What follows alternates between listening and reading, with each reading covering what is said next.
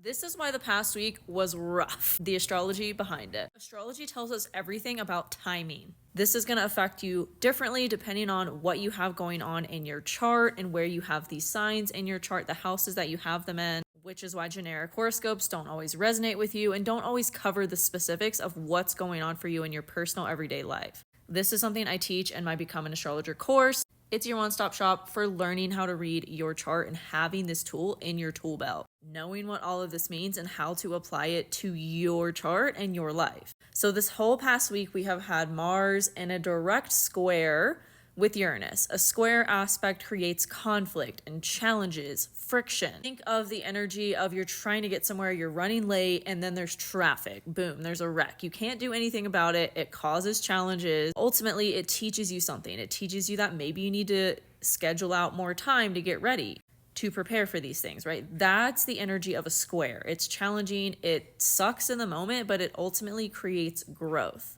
And this past week, we've had that happening between the planet of aggression, Mars, and Uranus, chaos. There has been a lot of fast, quick moments that have caused chaos in our life. For me, it was my house flooding, thinking I would only be out of my house for 3 days, turned out to be 2 weeks. I had just moved in, so it was a wreck. It was a mess. It was chaos. Now, this square isn't going to last much longer, but we will still be feeling the effects early next week until around the 14th, 15th.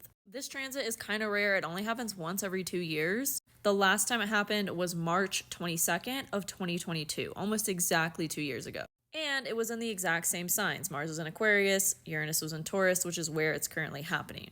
What was going on for you around March of 2022? That is a cycle that's wrapping up right now. Lots of healing is happening so that you can move in a new direction with no baggage from the last chapter. How's this showing up for you? Let me know in the comments.